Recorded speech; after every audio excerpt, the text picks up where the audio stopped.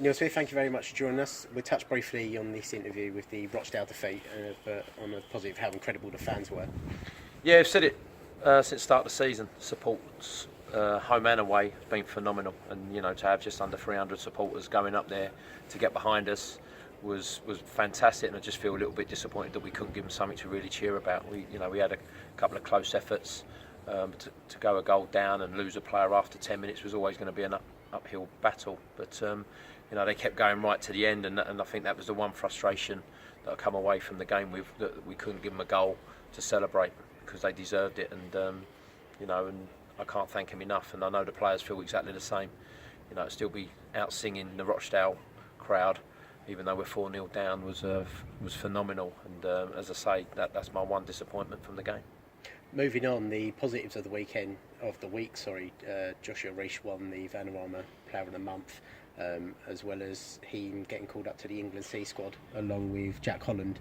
Sadly, Jack Holland took a slight knock, and it was advised and precaution to not make him travel, but then Dan Johnson obviously was called up in his place. So how does it feel to have two Bromley players in the England C squad? Well, I think it's brilliant. I think it shows how hard they're working during training and how well they're playing for us as a club to get that recognition. And I think Josh Rees has been fantastic and deserves every accolade he's been winning. The Player of the Month and the England call up. He's scoring goals for us. He's the first one out, the last one in, and obviously Jack Holland being the captain of the club, I think it's just taken himself as a captain to another level.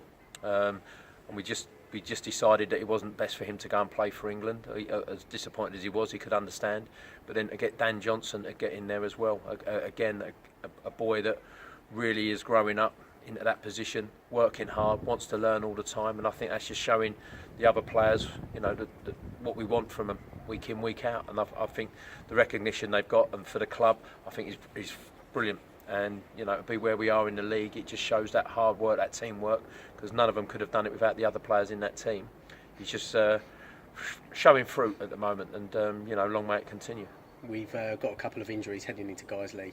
We understand, obviously, Roger Johnson. We've got Brett Williams with the suspension, along with George Porter, who should finish this weekend. Are you still confident with the squad you've got? Yeah, we know it's going to be a tough game. Guiseley have invested heavily in the squad they've got. Obviously, with a new manager going full time. So they're a club that were desperate to stay in this division. So we know it's going to be a tough game anyway. And with the players that we've lost, it's going to be difficult. But they're not going to. They've never turned up to a game not expecting to get a result. And the only way we know how to do it is by hard work. So whatever team I put out, I know they'll give me everything they've got. And we hope it's a result for the travelling supporters that will turn up at that game. Brilliant, Neil Smith. Thank you very much. Thank you.